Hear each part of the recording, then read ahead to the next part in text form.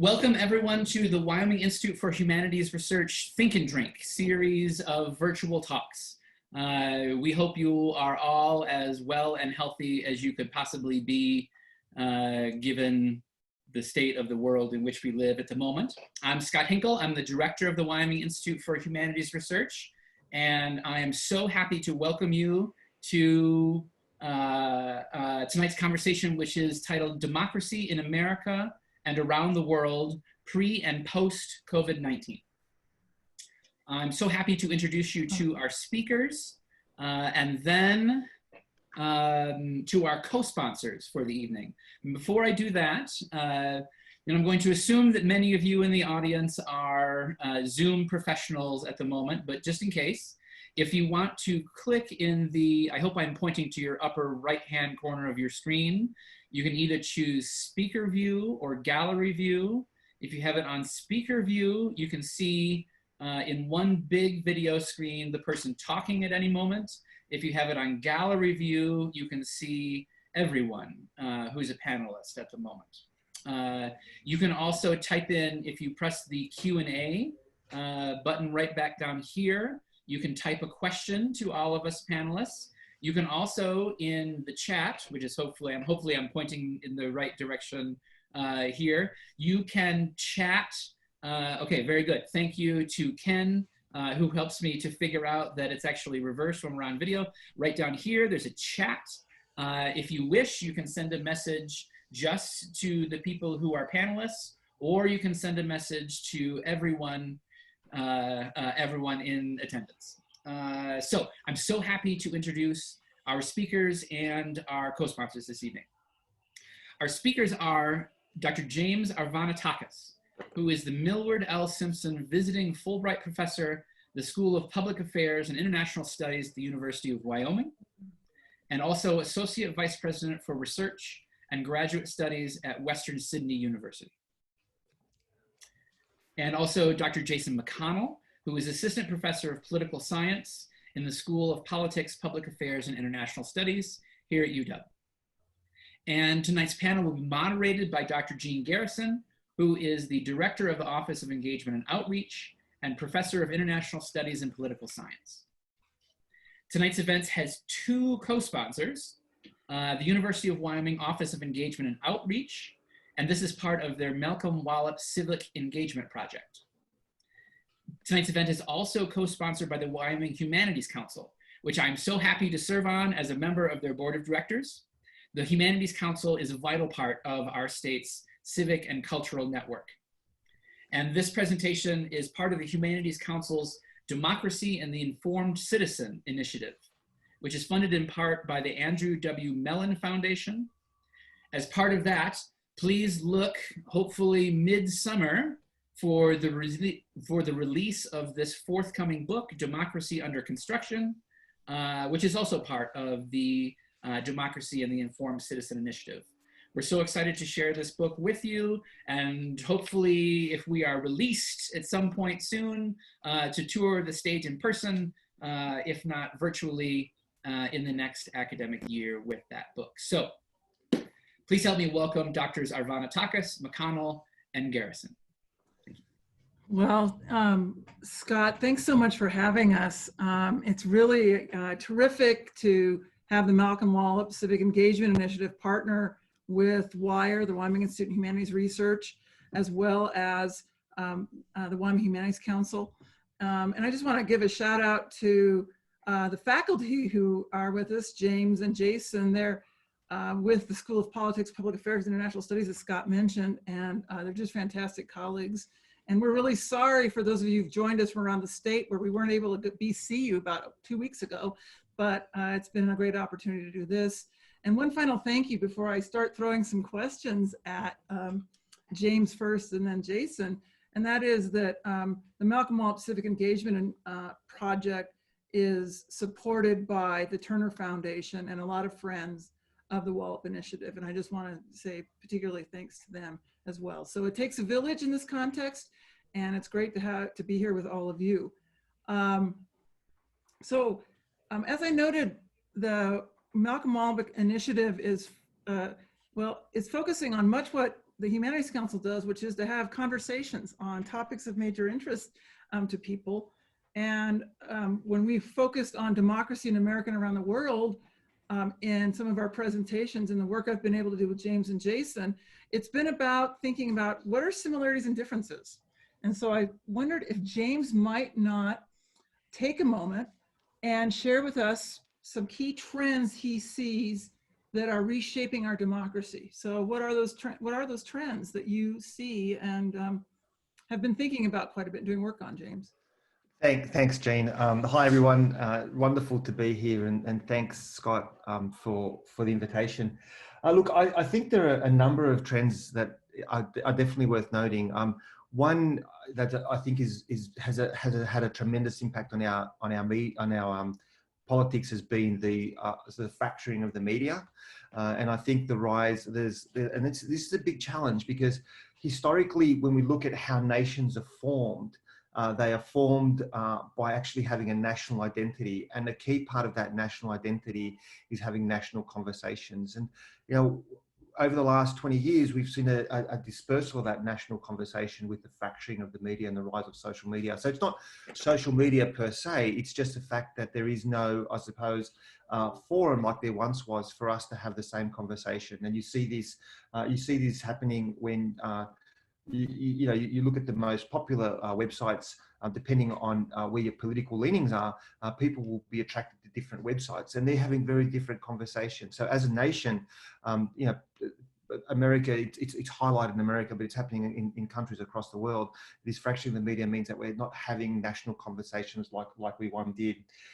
The second point that follows from that, which I think is really interesting and challenging, is that we're losing the ability to talk to each other. So I think because we're drawn to, I suppose, partisan media, we are learning to speak the language of that media, depending on where your political leanings lie, and you tend to echo that in your conversation. So people find it increasingly difficult to talk to a friend or a family member who has different political leanings to you, and you see this in statistic in research where they interview Democrats and they ask them, what's the biggest threat to the country, and the Democrats say it's the Republicans, and you ask the Republicans what the biggest threat to the country is, and they say it's a Democrat. So you get this sort of mismatch of conversations.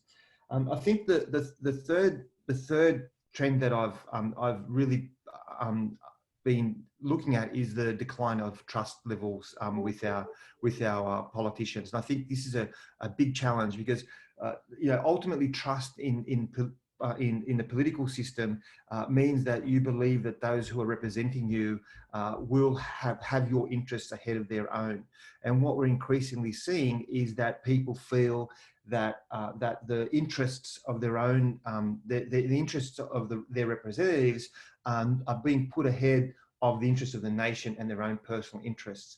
And this takes us, and again, there's a lot of research by the Pew Research Center that confirms this. And that means that there's this sense that the political representatives the political representatives increasingly do not understand our daily battles, do not understand the daily challenges we have. In Australia, we have a lot of discussions how the political class doesn't have an understanding of the cost of living that say Australians are confronting, or they feel that the system has been corrupted by special interests, and so this mismatch is creating.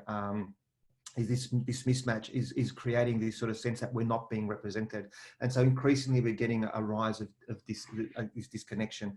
And the final thing, I suppose, is the parties themselves, and there's been some research to indicate that the parties themselves are increasingly self-selecting cultural warriors. So the idea, the history of people like Alan Simpson, who had a reputation for crossing the floor, for working across the party aisle.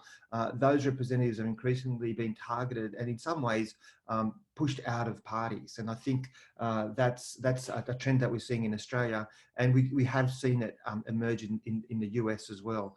And so these multiple trends, I suppose, are creating these partisanship fractures, which make conversations across political divides increasingly difficult. Mm-hmm. Jason, What are you thinking about in terms of trends that you're noting? You know, a lot of my research actually focuses on issues like free speech and free expression and things like that. Certainly, social media is the hot topic in that line of research, and from that perspective, I agree with James. So, roughly 20 years ago, when more and more Americans started going online to not just talk with each other, but also to get information. A lot of researchers started noting that it set up an opportunity for people to seek out information that they agree with. And over the last say 15, 20 years, we've really seen the number of platforms explode. And then that really opens up an opportunity for someone to simply consume all information from someone that is spitting out stuff that they would agree with wholeheartedly. And I think that dynamic actually feeds in with all of the things that James pointed out a second ago about it's not just in the United States, where frequently within any given society, you have people living right next door to each other. They're working side by side on a daily basis, and yet they actually are experiencing two completely different realities because the information they're consuming is so fundamentally different. I'll make one observation about the point that James made so eloquently about the partisan divide. There's actually a wealth of research out there that points to how rules changes within the American political parties, specifically rules changes within Congress, have actually encouraged members of our legislative branch to actually be partisan warriors for the cause and actually deter them from coming together and making some sort of compromise. If you add to that changes over the last 15 or 20 years or so in campaign finance, now you truly have a dynamic where you actually have this idea engine that feeds the notion that people can live in some sort of echo chamber. Everyone they interact with agrees with them. And when they're confronted with someone who doesn't, they truly struggle. They struggle to be able to make sense of where that person's coming from. Mm-hmm.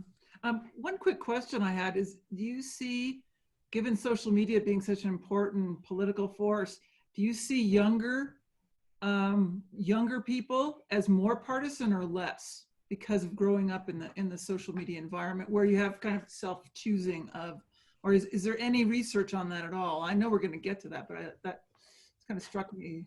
That's a really cool question because until roughly 2 years ago or so, 3 years ago, maybe, the general thinking was, yes, it actually was causing this younger generation to be more partisan. I'm really referring to the research done on young people for whom it would have been the 2008 or maybe the 2012 election was the first time they were old enough to really get engaged politically. So initially the research was, yes, this might actually encourage a bunch of participation, the downside of which was this heightened partisanship. Mm-hmm. However, the last election didn't follow that trend at all. And so the most recent round of research says, hold up, the jury may be out on exactly how these social media digestion dynamics feed in with the way our younger generations are processing things. Okay. Yeah, just to follow that up, Gene, and it's such a great question. Two or three issues. One, research done out of both Iowa and Oxford University actually found that that young people tended to just not take news on face value. So they actually have a lot more literacy than what we give them credit for. Like, you always assume that there's just these empty vessels that just see some fake news and just take it in and then just like accept it. Actually, it found that especially in the younger generation, they were much less likely to share information that they were dubious about and much more likely to follow up on alternative sources. So yeah, so that's one interesting trend. The second interesting trend, and this is emerging in Australia really strongly, is that the partisan divide is creating a turning away from politics. So, you know, one of the things we talked about when we were in Sheridan was talking about how, you know, 40% of Australians under 30 do not see democracy as the best form of government.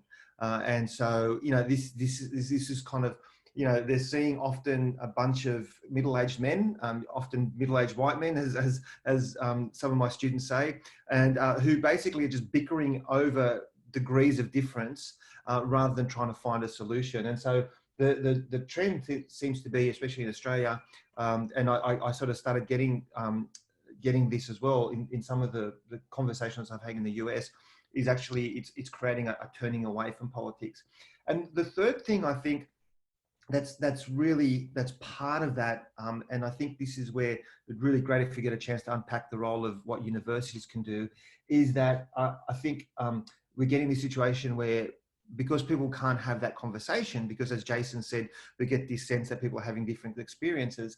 I think a lot of people haven't got the ability to try and have conversations. They feel that they'll say the wrong word. They feel that they might not use the right language. They feel that they might offend someone. And so rather than trying to engage, you get actually, this also drives this session, this feeling of becoming disengaged, because it's like, I don't know how to ask the question, I don't know how to unpack this, so I'm just gonna turn away. And I think that would be really, I think that's a really important trend that as higher education institutes, colleges and universities, we should be able to really aim to confront that. Mm-hmm. Given our topic is democracy, what does democracy mean for each of our nations, for Australia and the United States and others? Yeah, Jason, I'll go if you want. Go. Yeah. I mean, I think the thing is that democracy is in some ways, I mean, there's a general understanding of democracy of having a voice, of voting, of being engaged and so on. But we also must understand democracy as being incredibly, I suppose, contextual. Like democracy in Australia, it's compulsory to vote in the local, the state and the federal elections. And if you don't vote, then you will be fined. And, you know, in a population of 25 million, spread over quite a vast nation, which is about the same physical size as the US, enforcing that is sometimes difficult, but it's something that the government does because it's part of our legal system. And so I suppose democracy is seen as being, we vote on weekends, on Saturdays, and it's a bit of a celebration. So democracy, I suppose, is seen as not just being about the right to vote. It's also been seen as a sort of a thing about celebrating our right to vote, going out and being, you know, as someone's just put up there, we have the democracy sausage. We have big sausage sizzles, and our politicians go and we analyze their style of eating the different sausages and their attempts. But what's key is that it's seen as being quite a lot of a separation. Quite a bit of a celebration, and that's an important element of democracy in Australia, which was somewhat different what I noticed in the US, where elections happen during the week. It's not compulsory. And so a lot of effort has to go into encouraging people to get out and vote. And I think there are pluses and minuses for both systems that are worth unpacking at some point. Jason? So, you know, in America, we start teaching children about democracy when they're in grade school. We start teaching them about, you know, everyone gets a vote, everyone gets a say, and that sort of thing. But, you know, that being said, in any given election year, 2020 being one of them, I'm not going too far out on a limb to predict there's going to be a lot of people lamenting low voter turnout. So in any given presidential election year, roughly a third of eligible Americans actually turn out to vote. And so then that sets up this question: if democracy is actually ruled by the people, are the people actually doing that if something less than the majority of them ever actually show up to vote? And so certainly compulsory voting systems like Australia's might attempt to speak to that, but I challenge our audience to think about an alternative. In America, we have democracy on steroids. When I go to vote in November, who knows how that's actually going to be in light of the pandemic, but I'm holding out hope that I get to actually go show up and vote in November. On my ballot, I'm going to get to vote not just for the President of the United States, not just for a member of the House of Representatives. Here is this laundry list of positions that we vote for. In Laramie, Wyoming, where I live, we'll vote on representatives of the water district and for the county commissioners and for the city council and the county coroner and all of these positions. And so there's actually a wealth of research out there that indicates Americans might actually have democracy fatigue. We ask Americans to vote, and we ask them to vote not just a little bit, but we're holding elections at least every other year for our, for a variety of offices, but sometimes every year for some local level stuff in different parts of the country. And so there is something to be said for how much participation we have. I guess I'm one of the people who thinks that all isn't lost just because turnout's relatively low. Mm-hmm. I find that incredibly fascinating that you vote all the way down the ballot for things like the coroner and stuff like that. That was one of the things that that just really amazed me, because in Australia, when you turn up to vote, the vote is either for the federal, state, or local, and you tend to vote just either for the upper house and lower house, and or who's going to represent you on the local council, and that's it. So it is a yeah, and I suppose the challenge then is how much research can any person do to identify who their best representative is in some of these more obscure categories. So it's I found that totally fascinating, and I can't see that. I would find that incredible. I think Australians would find that incredibly wacky. Is probably the best way to put it, because I mean, you imagine turning up to vote and you get this kind of long list. I mean, our system is also complicated by the fact that we have preferential voting, and that means that that you number who you want on the electoral ballot from 1 to 8 or 10 or 12, depending on how many different parties are vying for your local electorate, which creates a kind of a process of negotiation between the different parties. And Australians find that hard enough to deal with, let alone having to vote for the county coroner. Okay, for sake of full disclosure to everyone in attendance tonight, before the pandemic sent James back home to Australia, he and I may have had half a dozen face-to-face conversations ranging from our offices on UW's campus to some coffee shop to some pub, or perhaps even in a car ride across the state for the Wallop Initiative, where we would have conversations about who votes for what and why. And this is not the first time I've heard James say, okay, wait a minute, you vote for what? Okay, that's kind of wacky. And then my retort to him was, wait a minute, describe for me once again what your ballot looks like. Because the last time he got into detail in describing your typical Australian election ballot, he actually used my tablecloth as an analogy. It's a very large thing looking like some sort of map, some sort of Venn diagram. Okay, so, Dr. Arvanitakis, maybe in the eye of the beholder, my friend.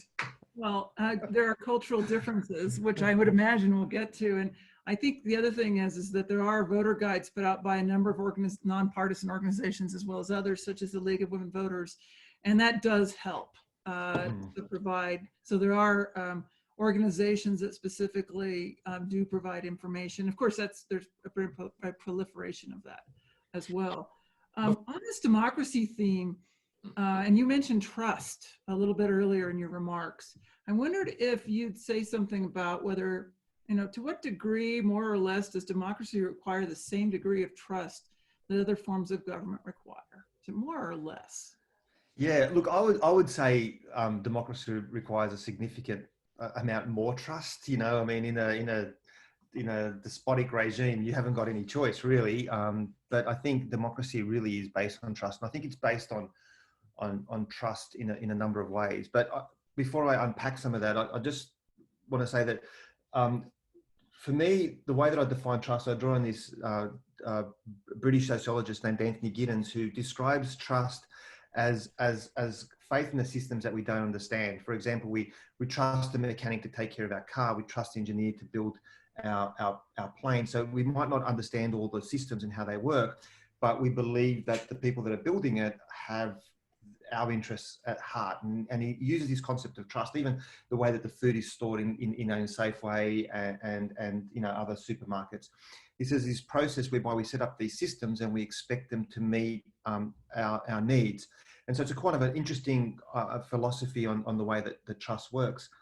And so trust is really important in a number of ways in democracies. And as I mentioned, one is to believe that those leaders are putting our interests ahead of theirs. But the second thing about trust is that that a lot of democracies, I mean, no democracy can account for all the systems and processes. And so we kind of expect or trust people to follow the norms of democracy. So we believe there are certain norms that are not written anywhere, but are part of our democratic processes. And so we not only sort of trust the system to work to actually give us the right electoral process, we trust, or the right electoral result, we trust the politicians to act in our best interest, but we also trust that they will behave in a certain way. And so when we start undermining those in a way, it really does impact the way that we sort of feel engaged or empowered with political processes. And no other political system confronts that need to believe that the people that are running the place are running it with your best interests at heart. Mm-hmm. Jason?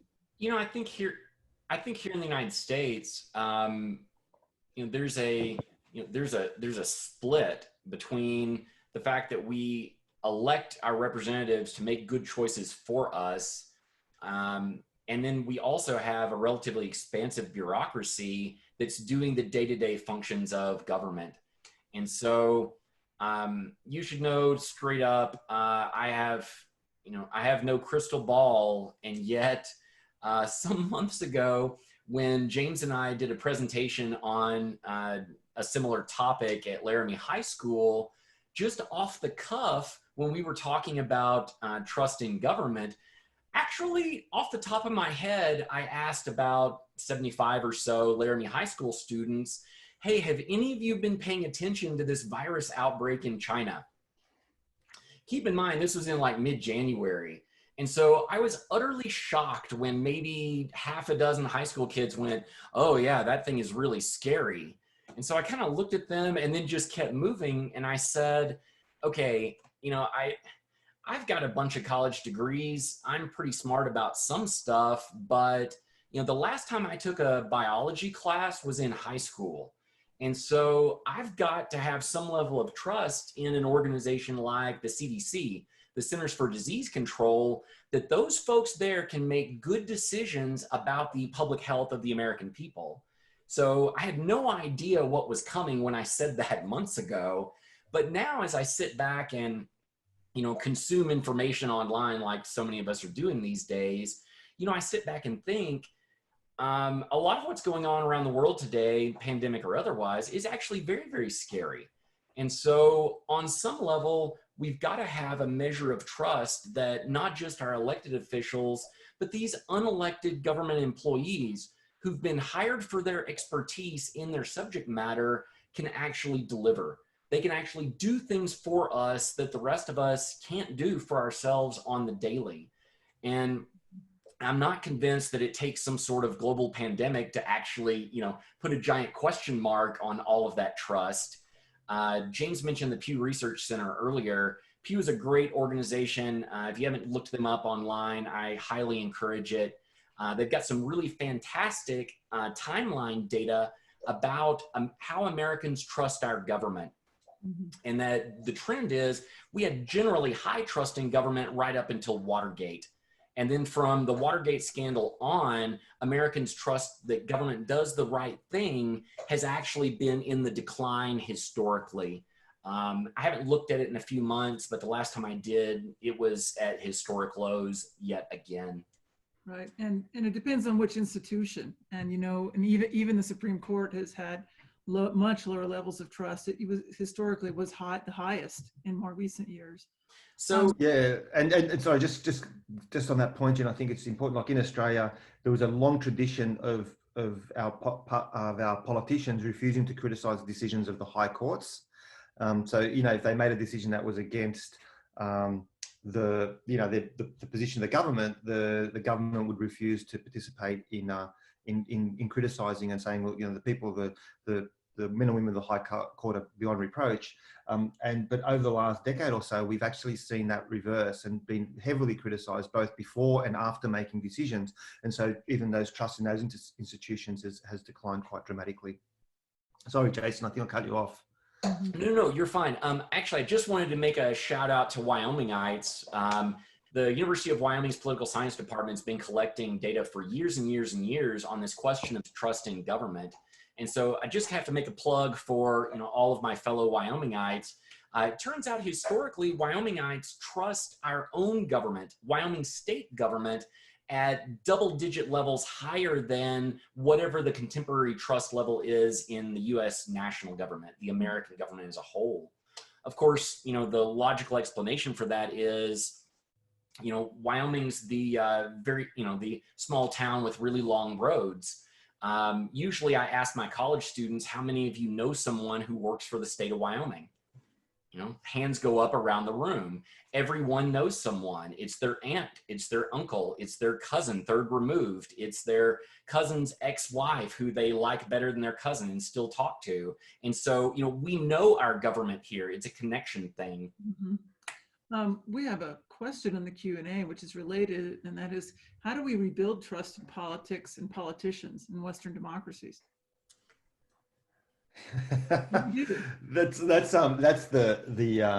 That's the big question, I suppose.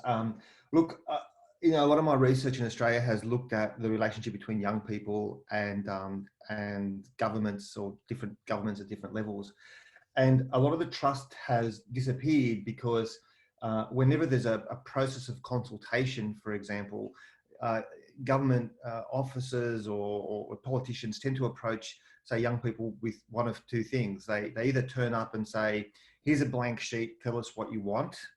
And if I was asked what I wanted, my answer would be, can I have a spaceship, please? We know that's not going to be achievable. And so they come up with this list of requests. When it's something, it might be something about, how do you want better representation in politics to deal with your issues? So they come up with a list of requests, and the government says, oh, thanks for that, we'll read it and we'll get back to you. And they never do. Or they come up with a finished document and said, oh, this is our finished document of how we're going to improve representation for young people in politics. Have a read and let us know what you think. And then they come back with all these feedback. And then they say, oh, well, we've already printed the brochure, so we can't change anything now, but we'll consult you in the next iteration. And I never hear from them again. So I think there's probably a couple of things that I think is fundamental. And I think one is a little bit more honesty about what can and can't be done. So where we've seen trust levels rise is when such consultations happen and someone says, we'll go along and say, look, this is what we can do. These are the range of options. We'd really like to know what you think of those options and come back to us with where your priorities are. So I think one is actually appropriate engagement and consultation and follow up, because bad consultation is worse than no consultation. So I think transparency, appropriate consultation, and also I think in Australia we do get a lot of concerns around corruption. And one of the big changes that happened in Australia a few years ago at our state level, we introduced this organisation called the Independent Commission Against Corruption. And the Independent Commission Against Corruption had the power to investigate all kinds of political scandals, and were empowered to do so and appropriately fund it. And that really did build the trust levels between the state population and the state governments. And ever since then, there's been a call to have an equivalent at the national level as well. So I think politicians making themselves accountable and is a fundamental way in rebuilding trust. Mm-hmm. We're beginning to get questions about kind of the context of emergency and the pandemic. And I'm going to come to those, but I'm going to pose one first and then open up the door to some of the ones that are on the chat and in the Q&A. And what happens to rights and liberties in times of emergency, and elections in times of an emergency? What sorts of things are you thinking about and have you done work on? I'll go first if you don't mind, James. Please.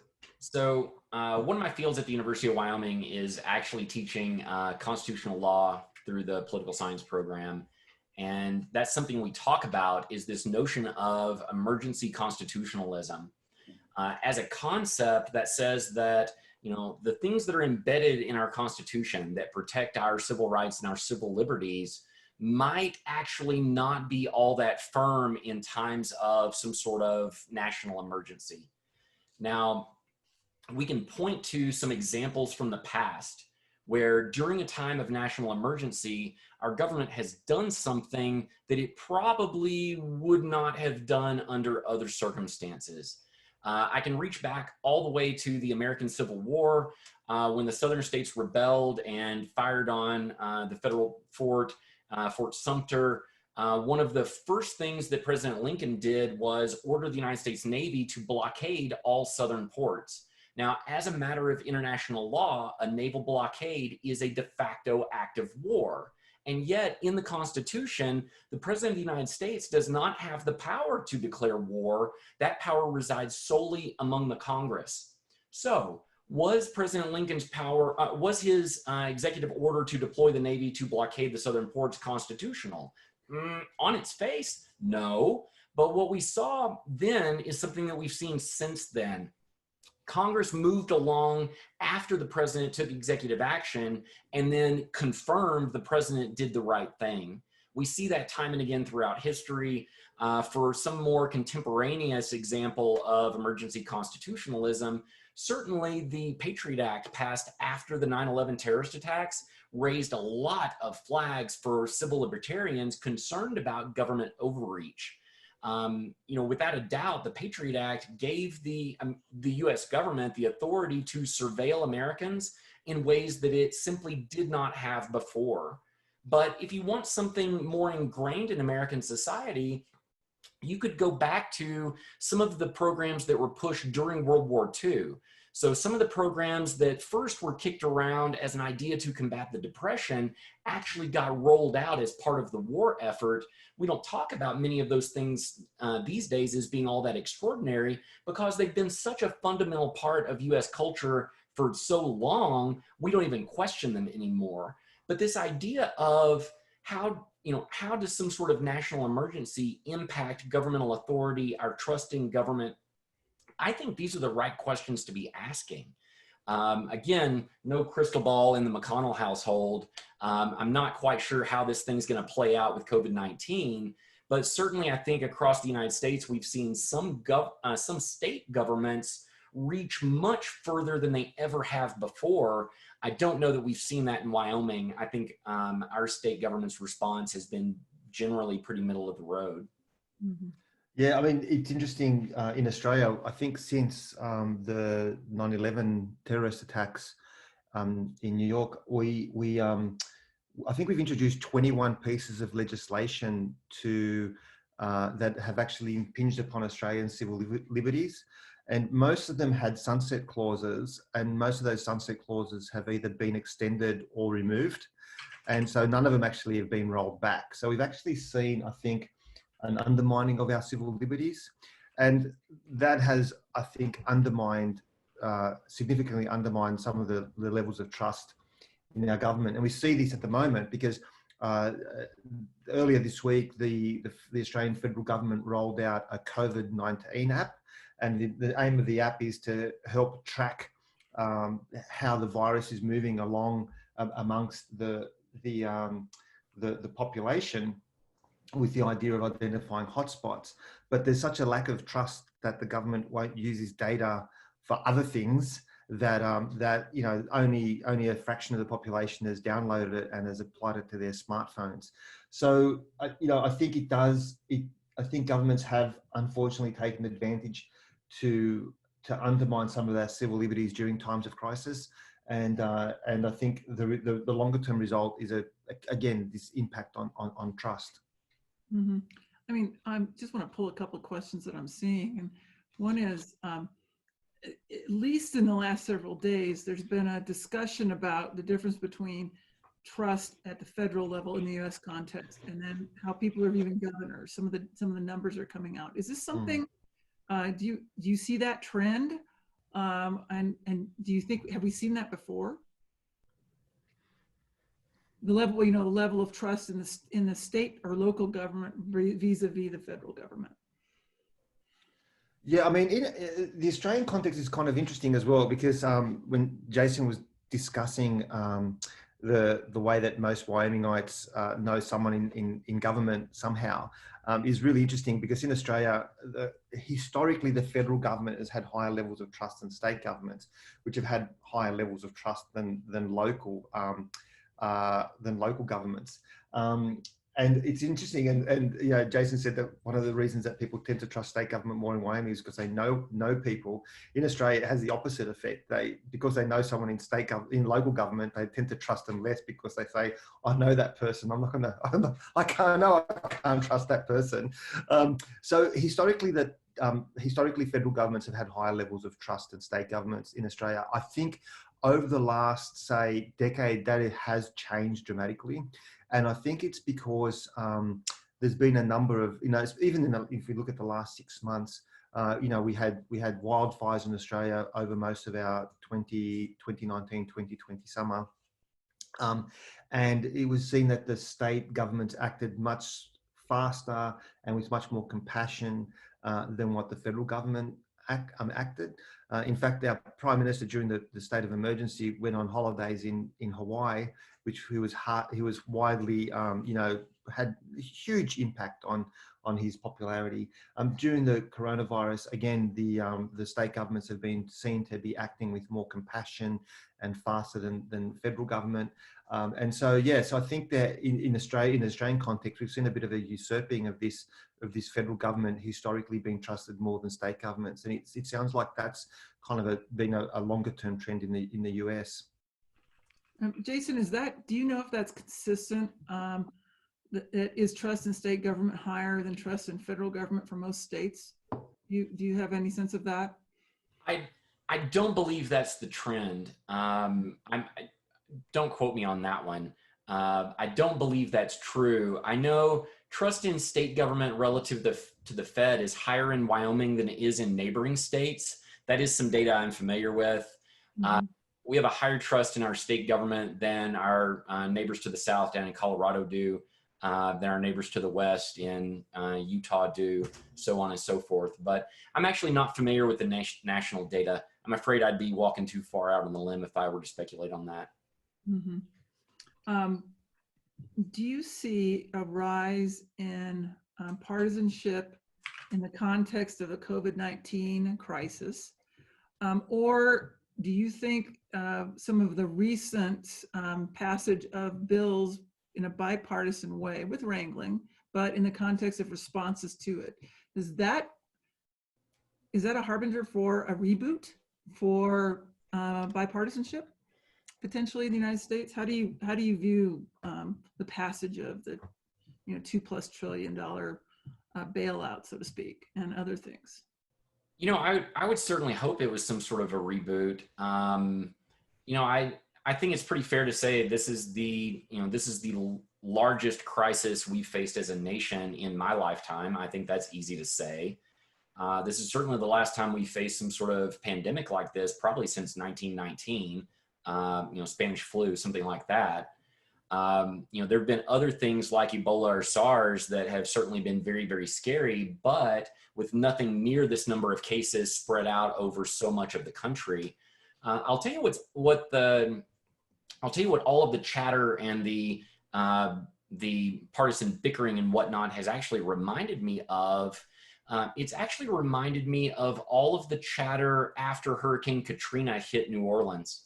So if you remember, there was a great deal of bickering between what the state government should have done, what the city of New Orleans should have done, relative to what the US federal government should have done through FEMA and eventually the Coast Guard. Eventually the Coast Guard showed up, but some of this wrangling and bickering and the finger pointing reminds me of what happened in the immediate aftermath of Katrina, when so many Americans were out of their home, their lives were literally underwater. And then over time, we saw more people come together, and agencies that had not been very good at working together in the past had to learn how to work better together. Certainly, they had to find some level of cooperation.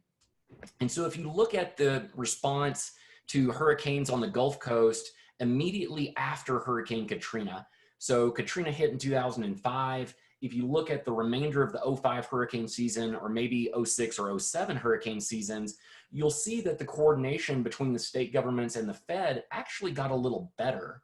And so I don't know if that's a really perfect analog for what we're seeing right now, but it gives me a little bit of hope that maybe we can set aside our bickering with each other long enough to actually figure out that we do have some interests that align with each other. Yeah, I mean, it's been interesting. I suppose this is a really challenging one in an election year. You know, it's so close to an election. We're only, what, 6 months away from the actual 7 months, or 6 months away, yeah, now from the actual election. And so I think how, you know, obviously it's been interesting seeing the way that the different, you know, within the US, the Democrats and the Republicans are sort of are negotiating, which is fantastic, but then also going out and trying to score political points about, oh, well, they wanted this and we stopped this happening, and oh, they just want to give money. So yeah, so you're still seeing it rear its head, and I think because it's so close to election, it's going to be very hard for the parties not to sort of turn this into a bit of a partisan fight. And what's really interesting as well is historically, I think a lot of political scientists actually thought that the closer that an election is, the more likely that negotiations were due to happen. What we've actually found is that the closer an election is, the more likely partisanship divides are likely to be followed, as people are doing everything they can to kind of bring each other down, and they know that they can bring each other down. They only need a little bit of an edge to win the election. And so this seems to be is going to be a very, very close election. So I think, you know, I mean, again, no crystal ball in the Arvanitakis household, but I do get that feeling that that you know, it'd be nice to think that this might be a reset, but I think the tone of the lead up to the election in November will definitely see things getting pretty ugly, and a lot of finger pointing about who did what, when, or how fast they did it, and so on. There's actually a question in the chat about the effect of the pandemic on the 2020 election, and you've alluded to that. Is there any other things that you would see as potentially how this pandemic can influence the election?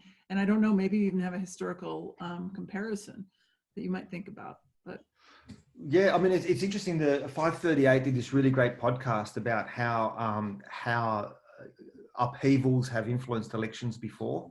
You know, the election happened there was elections during World War I, there was elections during World War II, there was elections during leading up to the 1918 pandemic, and so on. So, you know, so elections have been disrupted before by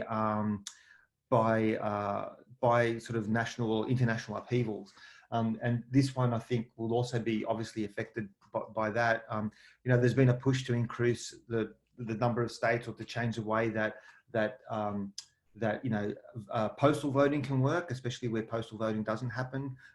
Some people are resistant to that for complex reasons, some obvious reasons, and so there's a push and a shove. I suppose in one way, you see that the bump in the Trump administration followed in the last, you know, probably about a month ago, there was a significant jump, and I think Donald Trump had the highest approval rating of his political career. And part of that was driven by the fact that he's there every day, he's in people's lounge rooms every day giving a daily briefing, and you know, and he's kind of you know, despite going off script a few times, most people were saying, yeah, he's following the advice of a lot of the scientific community. You know, the reverse of that is, yeah, he does go off script, and consequently, you know, a lot of people have been criticizing the way that he hasn't responded fast enough. So it's a bit unknown, and we've seen his bump sort of decrease quite dramatically in the last couple of weeks. So yeah, so it will play a role, but yeah, it's very hard for Joe Biden and Democrats to get any sort of traction with, you know, grab people's attention at the moment. And so yeah, it will have a significant impact, I think, but just how I think it's still a big question mark. So, hey, I'd like to come back to something James started with a second ago, and that was this notion of mail-in voting. I actually went to graduate school in Washington State, go Cougs. And when I first got there, in my first election cycle living in Washington State, I got this big envelope in the mail one day.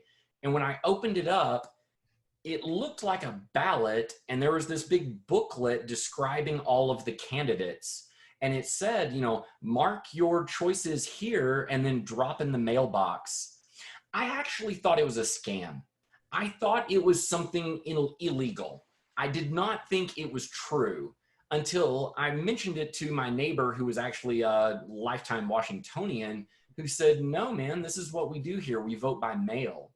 And it completely blew me away. The way Washington State does it, you should know, is actually relatively comprehensive.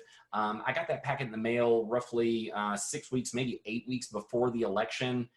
There were a number of things done by the Secretary of State's office to verify who I was. And in fact, I did have to register to vote ahead of time. That's why they sent me the packet. And so, you know, after living in Washington State for, I guess, 6 years, you know, I'm of the mindset that mail-in voting can work, but I don't think it can work on a whim. If that's something that states are truly going to be interested in doing for the November election, you know, in government time, people are going to have to move into overdrive to actually come up with these sorts of systems to get them in place to actually run their election effectively, securely. I was very, very impressed with Washington's system the more I learned about it. But, you know, again, gang, that's not something they did just overnight. That's something they actually debated for a significant period of time. Yeah, and I think that's, again, I think this is again where trust happens to play a role, right? Like, how do you, if you don't have a trust in the system, and then all of a sudden you say, hey, we're moving to online, to postal votes, you know, this close to the election, without much information, without any consultation, you can't see it being, successful. So I think if they, you know, I mean, when I say if they go ahead with the November election, I mean, they will go ahead with the November election. I think they're going to have to do some serious thinking about how to proceed, especially if social distancing continues to be an issue. Mm-hmm. There's one of the things you've discussed in other contexts, James, is the notion of radical centrism. And we've been talking about partisanships and divides, but we have a question from actually Kendi Hartman asking about if you would discuss radical centrism a little bit. It resonated with her, and you know, I think you might have to say what you mean by that, and to what degree does that play in, let's just say, democratic politics generally, but also in this COVID context. Yeah, thanks. I suppose there's been a lot of research that indicates that we first choose a political party. You know, historically, what we've always thought is we've had a bunch of ideas, and then what we do is we start mapping those ideas to who we think best represents us, you know, our political preferences. And what we're finding increasingly is that people are actually picking a side, and then from there, just accepting all those, even if they contradict with their political priorities. So my idea of radical centrism, and what I've been pushing, is to resist the kind of the personality politics, and kind of identify the issues that are important to me, and work with those, and accept the fact that that compromise is the best way forward. That there is no one position. There is no one political party or one position that is going to give you all the answers, and that finding the only way forward is to compromise. And so rather than approaching something as a zero-sum game whereby I win and you lose, you approach it by saying, well, where can we both find, where can I give a little and take a little and find that center position? And, historically, I suppose historically I could describe myself as a bit of a cultural warrior as well, having one political position and really driving it forward and wanting that to be forward. But then what I discovered was, or what I kind of learned was that actually what I was making decisions on was not on what I thought was the best outcome, but what would give my political side the win, in a way. So I suppose radical centrism is to turn around and say, well, actually, let's begin with this idea that I don't have all the answers, and that I need to hear a bunch of alternative perspectives and find a compromise forward.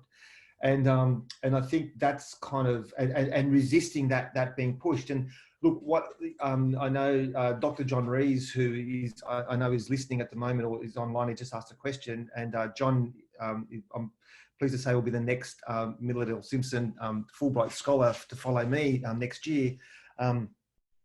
He, one of the things that we've always spoken about is how, the More in Common report that he just quoted has found that extreme political positions are almost like extreme religious positions. You kind of seek purity within your group, and if people don't meet that purity, then you ostracize them out. And we see both, far left and far right politics do this.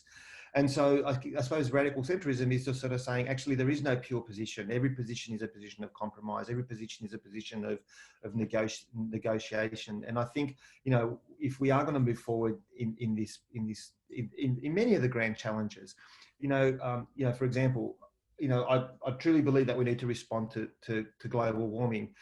But to sit there and say, let's shut down all coal power plants is not a way forward, right? Because you're talking about impacting people's livelihoods. You're talking about, states in Australia like Queensland or Wyoming, just losing all their income.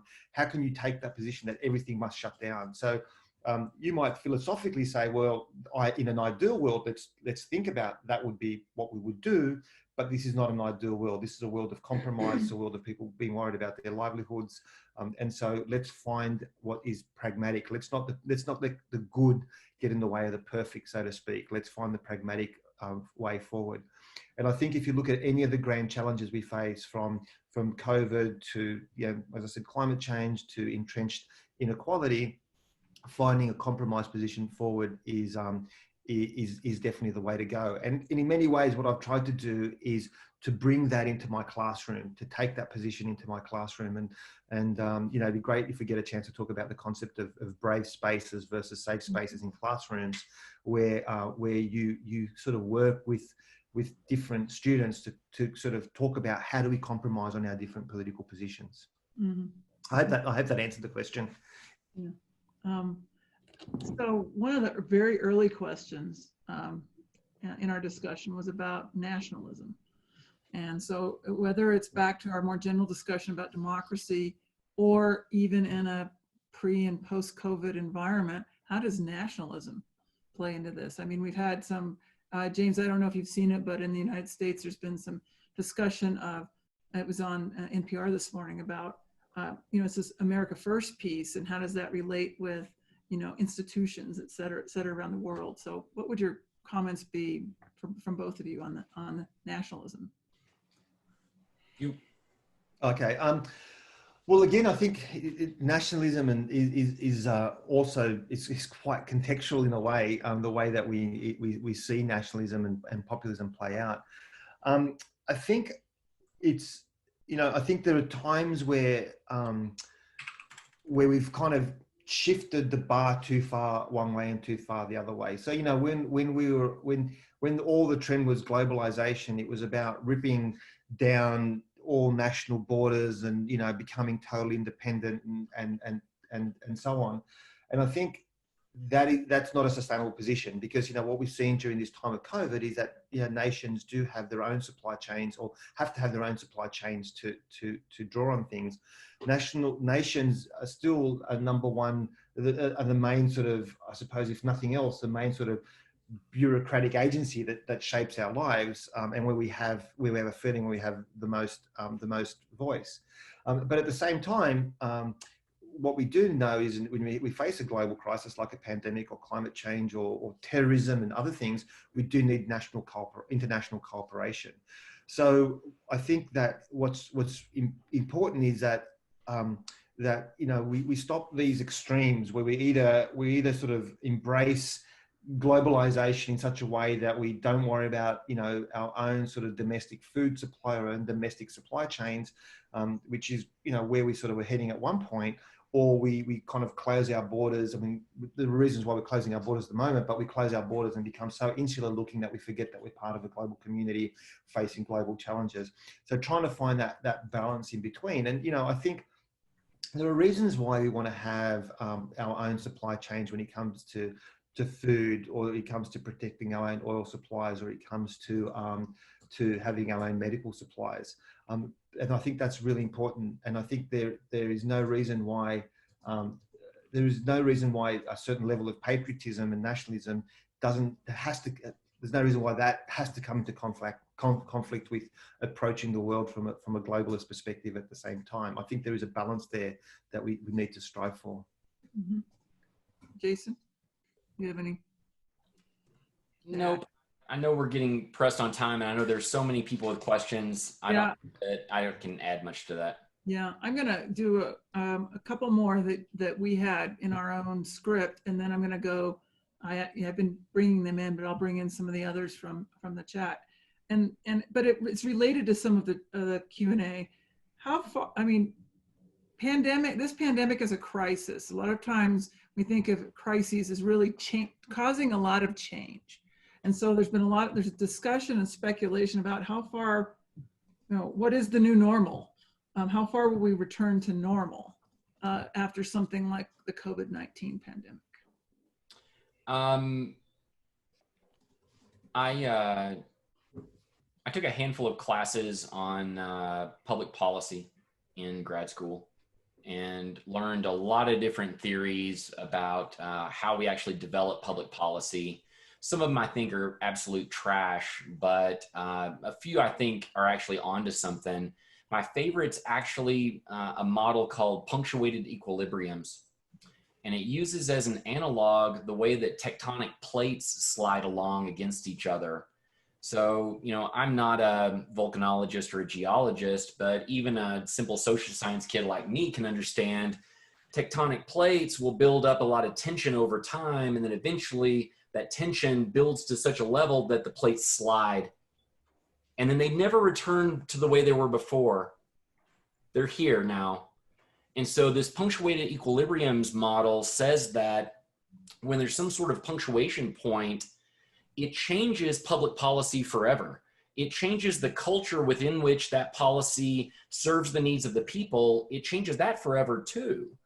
And so from that perspective, good Lord, I hope I can go back and sit in pubs with good friends like you in the future. But my guess is there are going to be some parts of American life that never go back to the way they were. I'm not sure which parts those are, but I have been hearing from my friends and colleagues about how they've been adjusting their routine, and they've been discovering things that they like better now than the way they were doing them before. My guess is even when we have an opportunity to go back to the way it was before, some of us are going to make choices to not. That's my guess. And I think we'll sort those things out over time. I don't know, James, what do you think about Australia? What do you think? Yeah, I mean, there's been a lot of conversation here about just about the telecommuting becoming a new norm. People working from home a lot more. There's been discussions that if you can get your workforce to work from home one day a week, that's 20% less traffic on the road. which would, have a significant impact on resourcing and traffic jams and so to speak. So that's where a lot of the discussion has been having. A lot of people are talking about spending more time just with family, so it's been more of a social discussion. And I think the other part that's really been bouncing around here is a recognition that in Australia, one of the big differences in Australia to the US is just the role that government plays in our lives. It has such a bigger role in everything from Medicare for all to the fact that 39 of Australia's 40 universities are publicly owned. And so one of the discussions has been to review the way that our healthcare system is being managed, and how there's been a sense of feeling that it's been neglected, like the National Health Service in the UK. It's been neglected for a number of years, if not decades, and that there needs to be a serious reinvestment, an additional reinvestment. So there's discussions about national priorities, there's discussions about working from home, there's discussions around family time, and discussions around international travel. I mean, what will happen when international borders open up? Will domestic travel once again, become the most popular travel destination in Australia? Tend to travel internationally. So there's a number of social and cultural things that people are talking about changing, and I think that some of those will have longer term consequences and impacts on the way that we see how our lives operate. Mm-hmm. Before we move on, Gene, can I just say the best COVID-19 meme I've seen so far says, Wyoming, social distancing since 1886. From that perspective, hey, maybe we were cool before we knew it. Maybe we're never going back because we've always been here. I don't know, man. Sorry. I want to just pose one more question that we had talked about doing, and then really go through many of the questions on the chat board. And I invite you both to look at those and see which of those you also specifically would like to address. But this is looping this conversation back to the role of universities. This is the brave and safe spaces that I think you mentioned brave spaces a little bit, James.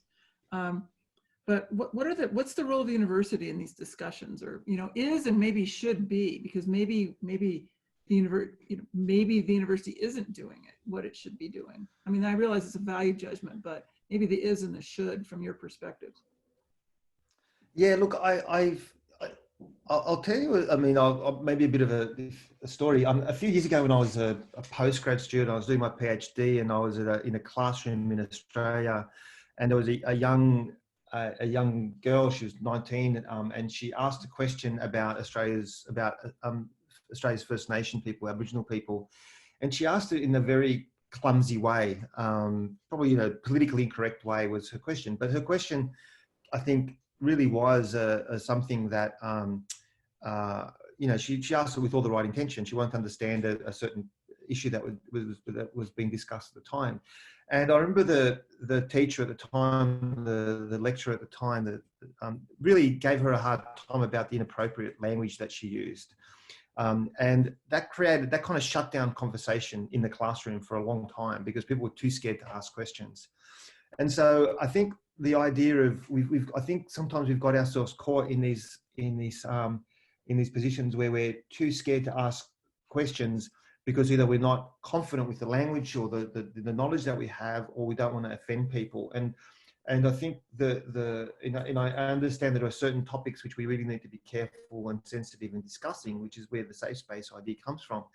But Brave Spaces is also creating an environment where people can ask uncomfortable questions and challenge each other in an uncomfortable way. And my argument is, and I've really worked hard on this over the last decade, is my argument is, if we can't ask uncomfortable questions within a university setting, if we can't ask if our 19-year-old students or our 18-year-old students, or even colleagues who have a radically different position to me, can't ask questions which are uncomfortable and sometimes clumsy, and we use those moments to unpack both the language and also the topic that they bring, then that for me is accepting the fact that education is uncomfortable is what the concept of brave spaces is all about. And so, you know, I think our brains are, you know, no different. The brain, I feel, is like no different like any other muscle. You want to grow muscle, you lift weights, and it creates a rip in your muscles. And I think the brain needs to be challenged in that way as well. And so, you know, when we talk about, you know, recently one of my UYO classes, in the citizenship class, we talked about feminism in politics, and, you know, and it was a class of 27 students, radically different perspectives across the 27 students, if, you know, from one extreme to the other. But, you know, the way that was discussed was respectful. People spoke to each other rather than at each other. And I think if we, but what I also did was we created the environment. We said, look, if someone says something clumsy or says something to offend you, don't just jump at the offense or the language. Explain what the issue is and why it's an issue, and have that conversation. Don't get caught up in the word. Let's talk about the sentiment. And so I think that's really important that we do that, because what we do need to do is, you know, the way I describe it is that we need to make sure that our students in our classes can have these conversations outside the classroom. They can have it over Thanksgiving dinner or Christmas dinner. They can have it in a bar with friends or in a cafe, and unpack some of these issues and find ways to talk to people with who they radically disagree with. Because if you don't, then what ends up happening is we'll just continue to perpetuate the bubble. And I think both political extremes have their own version of political correctness. And I think what we need to do is break those down, and so people can have conversations rather than just talking to the people they agree with. Mm-hmm. Yeah, I would agree with that. You know, I was a kid that lived a relatively homogenous life until I went off to college. It was the first time I ever met people with a fundamentally different faith system, a fundamentally different religion, for that matter, fundamentally different politics than those that I grew up around. And so I certainly think that higher education, you know, colleges and universities have a role to play in expanding young people's horizons, expanding their thinking ability to understand and relate with the world around them, including other people they may disagree with. An analogy that I think about pretty frequently is a swimming pool analogy. Turns out whenever I go to the Laramie Rec Center to swim or something like that, you know, it's comforting that there are lifeguards around. I'm a pretty good swimmer, but that being said, when I see them on duty, I like that. That being said, I'm pretty sure if we asked the lifeguards, they would say they like having patrons who can swim. And so as a university, I think it's important that we strike a balance in teaching our students that once they leave us, there may be a lifeguard around, but there may not be. And either way, they need to learn how to swim. And, you know, they're not the only person in the water. By the way, there are things other than people in the water. And so, you know, I think there's a role for higher education to play in preparing people for what comes. And what's going to come at you later in life isn't always going to be someone that whispers sweet nothings in your ear telling you stuff you agree with. You're going to have to find out, you're going to have to figure out a way to relate to other people and get along with them. I think that's a valuable life skill, and for sure we have a role to play in that. Mm-hmm. So there are a number of questions that I know you've been able to view as well. And I wanted to see if there's one in particular or two that each of you might want to address. If not, I'll pull a couple, but I wanted to give you, maybe James, if you had one that you're seeing in the chat, or just as a reminder, the panelists can also see a series of questions through Q&A that only we can see. So is there something there that you'd like to address?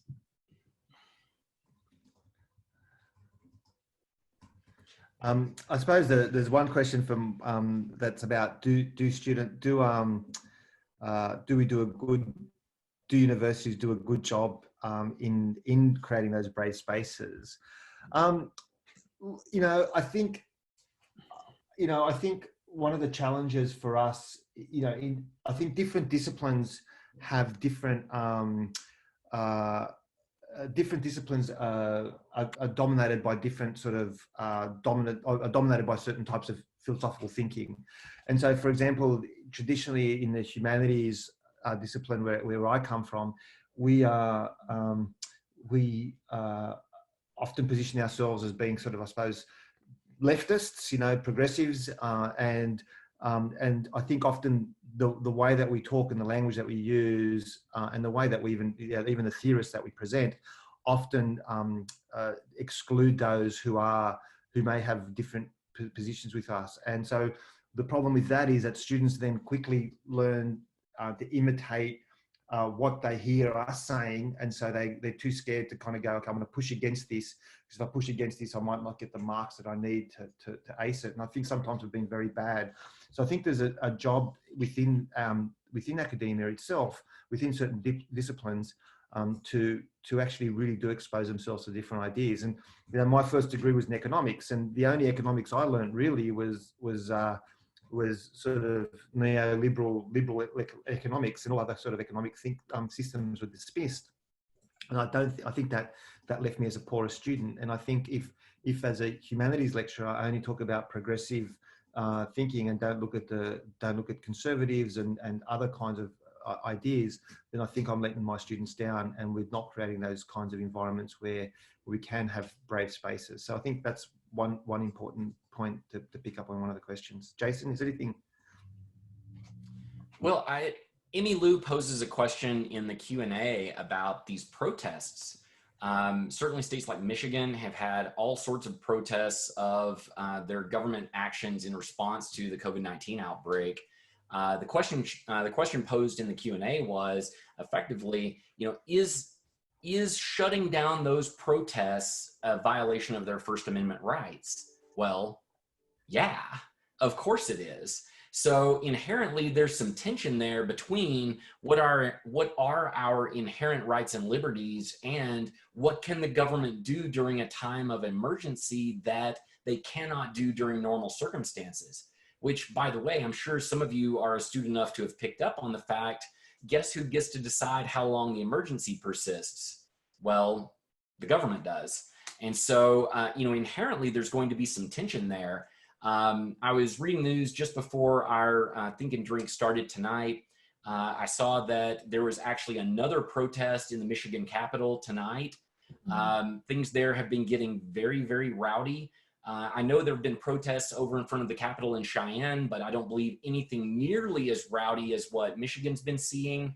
And so you have to ask yourself, you know, is it a violation of their rights? And then if so, so what? So something I try to remind my students in class as often as I can, our legal system is 100% reactive. So imagine this, if you will. Some protester in Michigan gets arrested because the police say they cannot protest at the Capitol because of the pandemic lockdown. So then that individual lawyers up, some lawyer takes the case because they know they've got a winner, and then they sue. So is their case going to be validated as it moves up the federal food chain? Yeah, probably. But now you have to think about the timeline, gang. The scenario in which their rights are actually going to be validated by some federal judge, it's going to be months, if not more than a year after the actual protest event where they were handcuffed and hauled off. So is it a violation of their rights? Yeah, probably. But it's not like they can just stand there and whip out their pocket copy of the Constitution and say, you know, get back, copper, you can't arrest me. That's probably not going to help them much. Mm-hmm.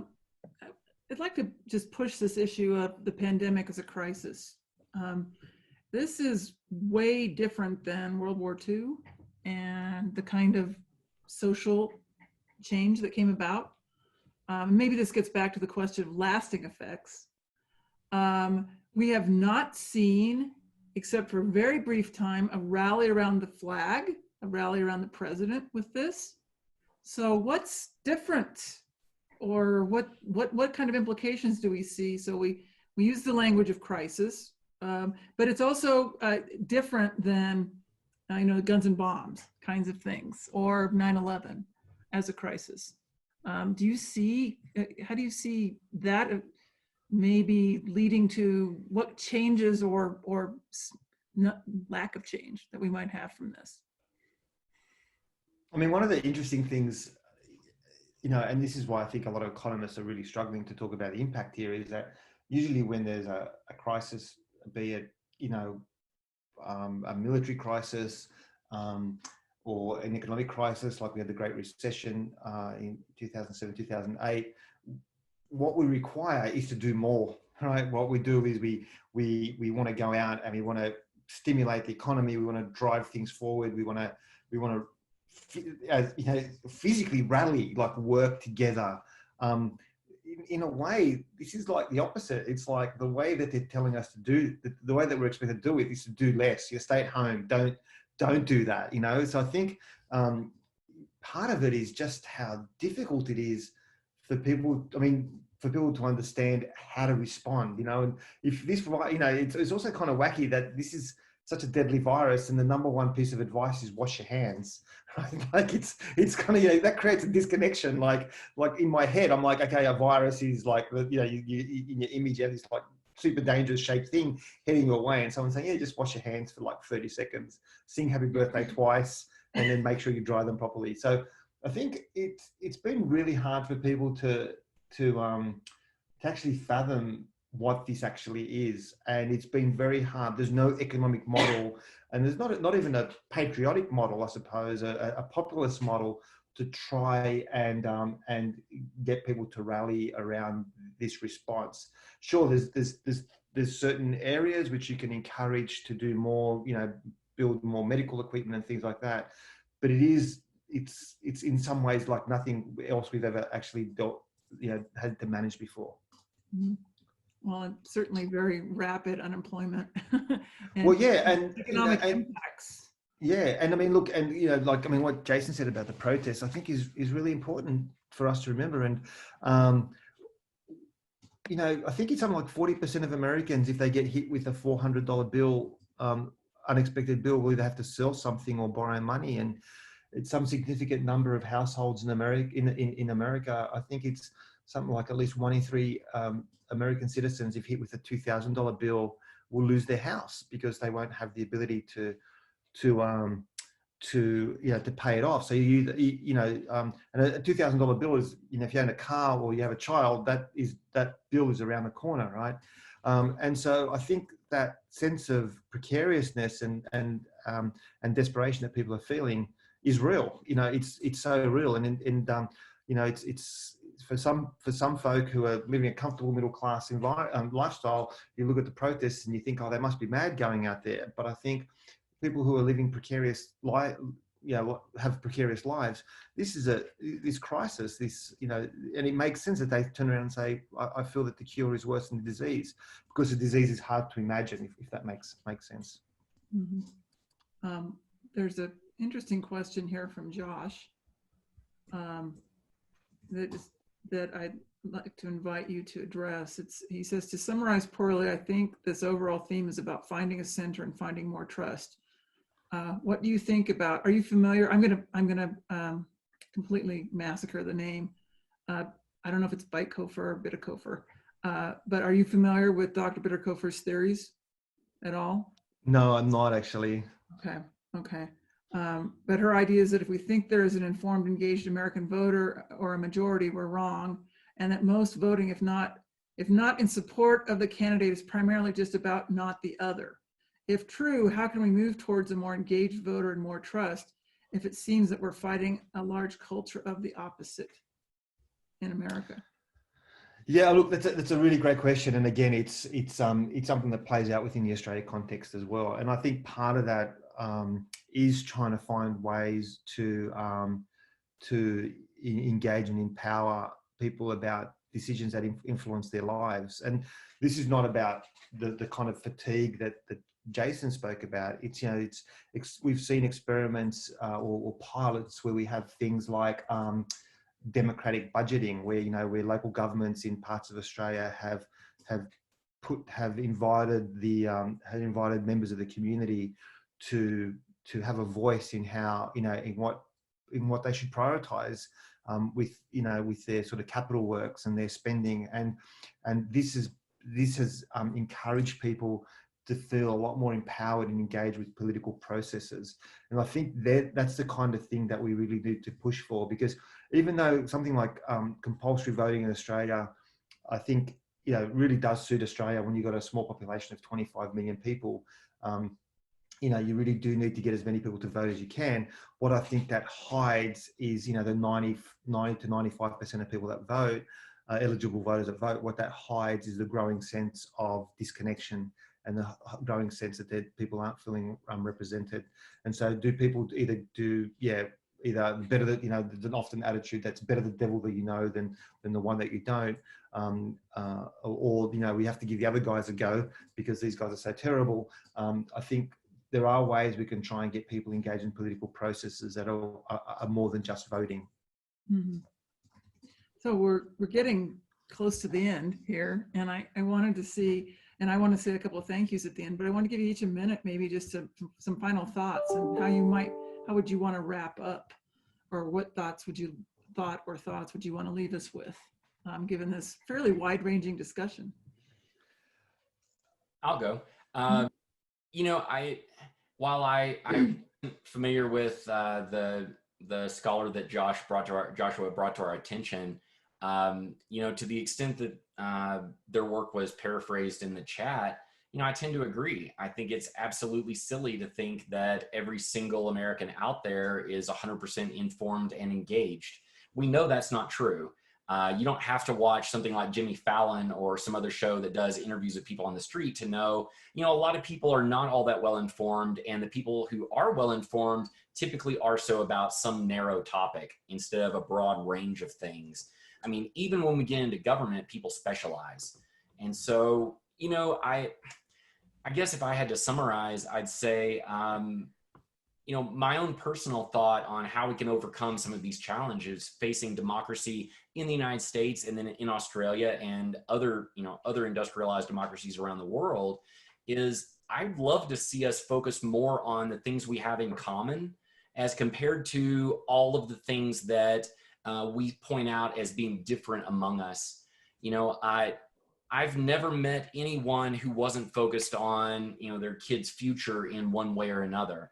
I've never met anyone who is super fired up about paying more in taxes because they think the government's amazing all the time. No, everyone has things in common. They're like, I don't understand why they're doing this or why they're doing that.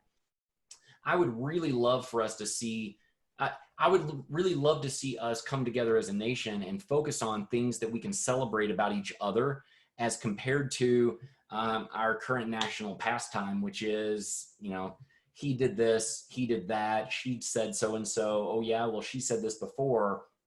I don't think any of it's productive, certainly not when we've got some sort of pandemic facing all of us. Mm-hmm. Look, very, very quickly, the More in Common report that I spoke before found that 85% of Americans want compromise. That's more than 8 out of 10. That's almost 9 out of 10 of Americans want compromise. We need to listen to those. We need to gather those people. Compromise is a hard rallying cry. It's hard to get people excited about compromise. Hey, let's compromise is not a very good chant. But I think, picking up on what Jason said, we have a lot more in common than what we give you credit for, and we need to build on that. So I'm kind of optimistic. Mm-hmm. So I'd like to thank you both for taking our questions tonight. And I want to say very much thank you to the Wyoming Institute for Humanities Research for their hosting of us, the Malcolm Wallop Civic Engagement Initiative. One correction, actually, the other partner, equal partner in this has been, of course, the Wyoming Humanities Council, who brings great discussions. If you're from Wyoming, you know that they go around the state and do fantastic programming.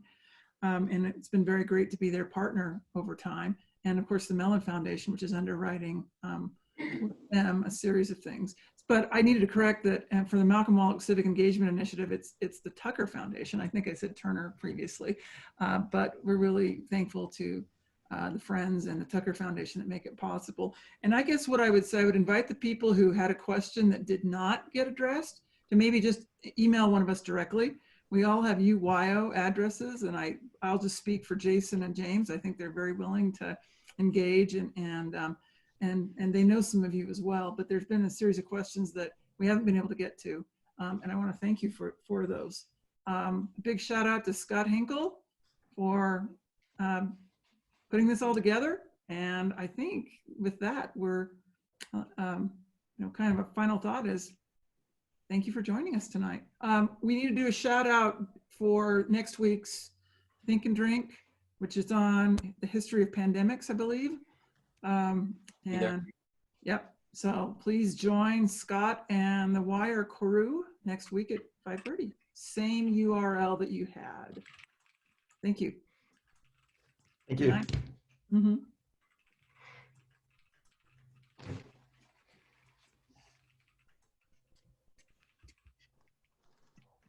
Mm.